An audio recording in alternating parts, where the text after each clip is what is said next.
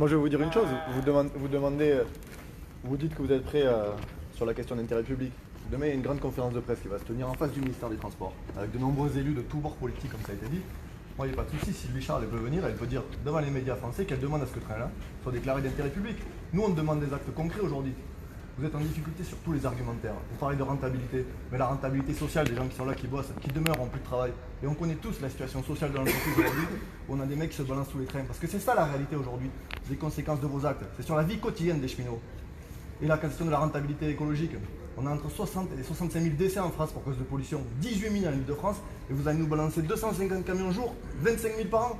Comment vous allez vous rader dans une glace en assumant de tels choix? C'est ça aujourd'hui votre responsabilité. Bien sûr, on sait que le gouvernement, il vous aide à casser le fret ferroviaire. Mais nous, on demande à minima aujourd'hui que Sylvie Charles, elle prenne position et qu'elle dise qu'elle veut que ce train soit déclaré d'intérêt public. Je crois que les copains, ils ont fait des centaines, des milliers de kilomètres pour venir porter ces pétitions qui, partout sur les territoires, il n'y a pas un citoyen, hormis les décideurs politiques de ce pays au plus haut niveau et la direction de l'entreprise, qui assume politiquement la suppression de ce train. C'est un scandale à tout point de vue aujourd'hui, donc il n'y a pas d'autre choix que de le maintenir, de remettre la deuxième liaison que vous avez déjà cassée et de développer plus largement le fret. On a parlé des ports tout à l'heure, mais nous on demande à ce que tous les mines ils soient reliés au port. Il y a des scandales, on construit des plateformes logistiques aux quatre coins du pays, elles ne sont pas embranchées au rail alors qu'on pourrait faire autrement. C'est aujourd'hui notre orientation stratégique et vous vous évertuez depuis 2006. Vous nous avez déjà vendu la libéralisation comme le remède miracle. Les chiffres ont été rappelés, c'est une catastrophe.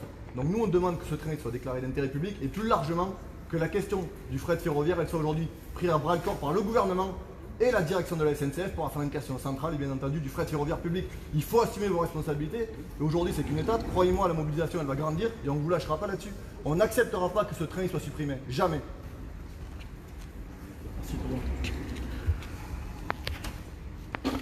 Merci. Et c'est pas...